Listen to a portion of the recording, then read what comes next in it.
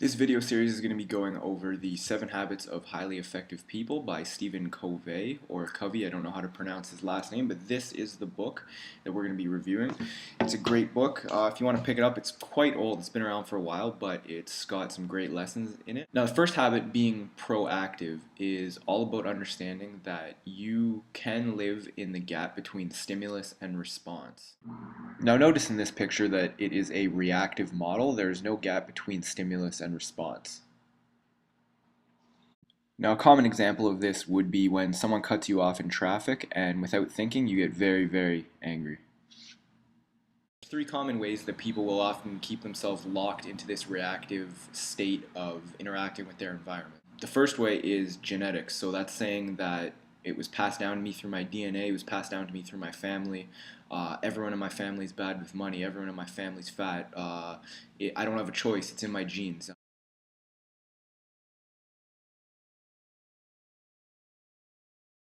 Now the second way is saying that this is something that's happened to you in your life and it's causing you to stay in this way of thinking and this way of acting.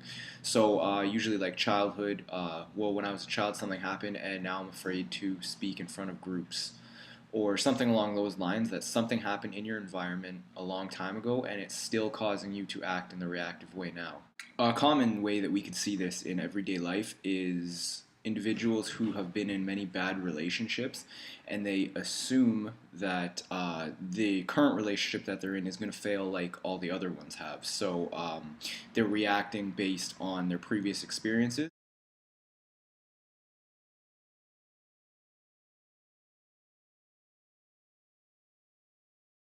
Now, the last way is environmental. So, environmental would be anything in your environment that's causing you to act the way that you're acting. The obvious example that I used before was the driving analogy, because I believe that happens to almost everyone at some point. When we're driving, someone cuts you off and you freak out. You know, you start thinking about driving your car into the back of their car and seeing what happens. Maybe at a red light, walking up to them and start yelling at them. Maybe doing a little bit more. We've all been there. Sometimes you just want to smash the person in the car in front of you. Trust me, I know. This can happen with just about anything. There's dishes. The dishes are causing me to be stressed out right now. Stupid fucking dishes. Why is there so many dishes anyways? I don't even like dishes. This is causing me, my boss is causing me to be stressed out. Yo, this guy's an idiot. How did he get in the position he's in? I'm way smarter than him. And so on. Really what's happening is you're using your environment as a crutch to justify the fact that you're not in full control of yourself, and oftentimes it's due to poor planning. Sometimes it's not. I would say the environmental is the most commonly seen example of all of them because we all do it on a day-to-day basis, whereas the other ones are more internally based and we don't talk about them as freely.